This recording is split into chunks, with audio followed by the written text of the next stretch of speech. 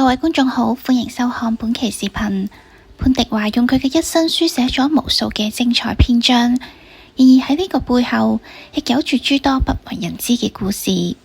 1931年12月29日，潘迪華出生於上海，原名潘遠興，祖籍江蘇無錫。潘迪華嘅家庭條件頗為優壓，父親喺常熟路上經營住一家冰店，儘管只係看似普通嘅冰塊生意，卻有住豐厚嘅收入，使家庭躋身於中產階層。佢仲有一個阿妹潘鳳馨同一個細佬潘盛華，一家人原本過住安穩而富足嘅生活。潘迪華就讀於上海女子中學，喺學校嘅時候就展現出咗非凡嘅音樂天賦，音樂科目嘅成績尤為出眾。佢深受當時流行文化嘅影響，金嗓子周璇係佢最為崇拜嘅歌手。然而，家庭嘅平靜並未持續太久。潘迪華嘅父親因花天酒地，又娶咗姨太太，導致父母感情出現咗嚴重裂痕。母親毅然決定帶住潘迪華姐弟三人離開，前往香港。就咁樣，18歲嘅潘迪華跟隨母親嚟到咗香港，從此開啟咗人生嘅新篇章。嚟到香港不久，潘迪華就迎嚟咗人生嘅一個重要契機，錄製流行歌曲。佢嘅代表作《梭羅河畔》就係喺此期間誕生，填詞人正係佢自己。1957年，27歲嘅潘迪華正式開啟咗歌手生涯。此時嘅佢已婚並育有一子，然而工程師丈夫卻因故返到上海，兩人無奈分散。潘迪華瞬間成為咗單親媽媽，生活嘅重擔一下子壓在喺佢柔弱嘅肩膊。喺朋友嘅介紹下，潘迪華獲得咗去夜總會做歌手嘅機會，但呢一個決定遭到咗屋企人嘅強烈反對。喺嗰個傳統觀念濃厚嘅年代，女子拋頭露面喺夜總會唱歌被認為係唔體面嘅事情。然而骨子裏倔強嘅潘迪華遺傳咗母親嘅堅韌，面對家道中落嘅現狀，作為長女嘅佢甚至自己肩負住照顧全家嘅責任。於是佢不顧家人嘅反對，毅然決然咁踏入咗夜總會嘅舞台，成為咗一名天涯歌女。隨住喺夜總會嘅知名度逐漸提升，潘迪華嘅事業亦都迎嚟咗高速發展期。到咗20世紀60年代，佢已經成為香港歌后級別嘅人物，仲創低咗好多個第一。但潘迪華嘅感情生活可謂係一波三折，充滿咗坎坷與無奈。佢23歲時，同一名比自己年長24歲嘅男人成為名義上嘅夫妻，並育有一子。男方此前喺上海已有家室，與潘迪華同居期間，雖身處複雜嘅情感關係中，但佢亦都幫助潘迪華照顧家人，喺一定程度上給予咗呢個家支持。然而呢段特殊嘅關係只係維持咗4年，男方最終返回上海，呢段感情亦都隨之畫上咗句號。之後，潘迪華帶住獨子同一名余姓嘅商人結婚，然而呢段婚姻亦未能長久，好快就以離婚收場。接連嘅婚姻挫折並冇擊垮潘迪華，此時嘅佢將更多嘅精力投入到咗喺鑽石公司發行唱片嘅工作中。由於工作忙碌，佢不得不將個仔交俾母親撫養。久而久之，佢同個仔之間嘅感情逐漸疏離，咁亦都成為佢日後心中嘅一大遺憾。潘迪華嘅獨子 Gilbert 喺成長過程中，同母親聚少離多，對母親專注事業嘅做法深深不滿。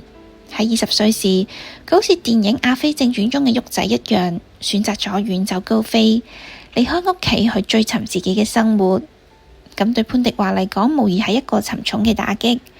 佢渴望修復同個仔嘅關係，卻始終未能如願。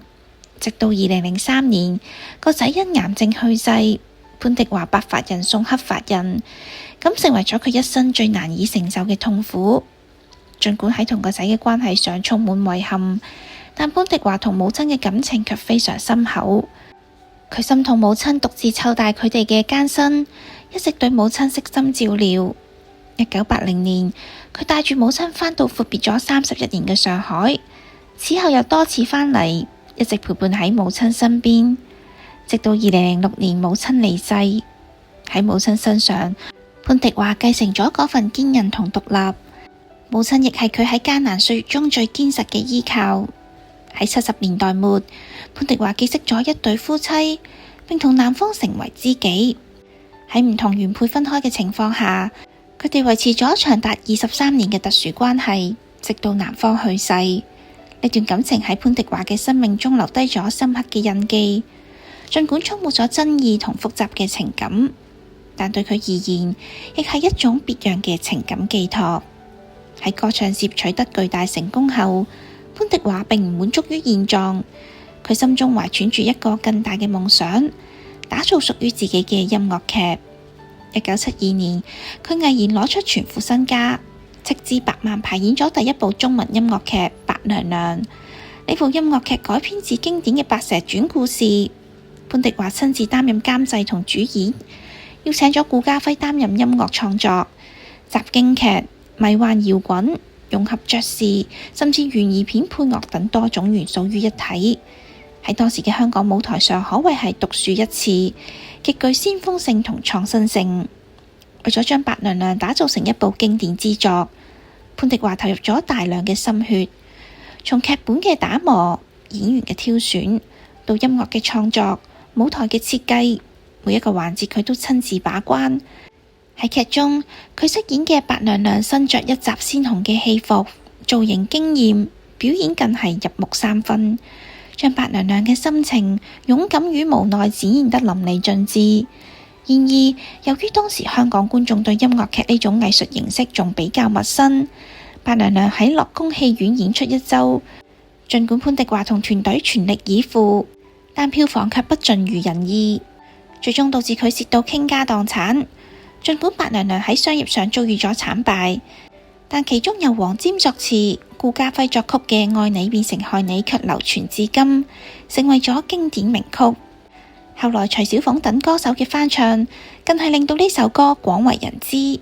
多年後，音樂劇喺香港逐漸興盛起嚟，白娘娘亦喺倫敦重演，得到咗國際上嘅認可。潘迪華始終保留住當年嘅嗰件鮮紅嘅戲服，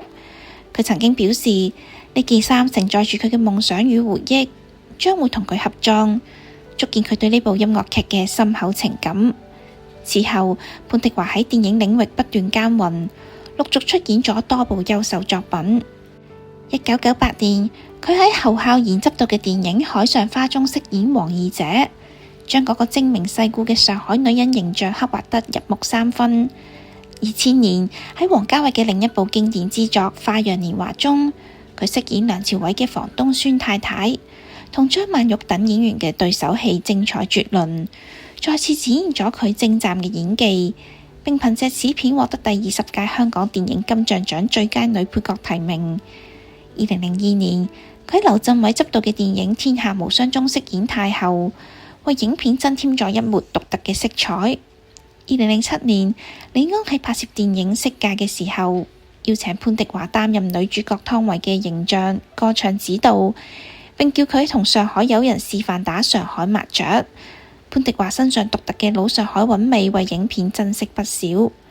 潘迪華嘅一生喺舞台同銀幕上綻放出咗耀眼嘅光芒，然而喺生活中佢卻經歷咗諸多磨難。進入晚年，曾經圍繞喺佢身邊嘅家人紛紛離佢而去。2003年，獨子因癌症去世，咁對潘迪華嚟講係一個致命嘅打擊，佢嘅世界瞬間崩塌。2006年，同佢感情深厚嘅母親亦離開咗人世，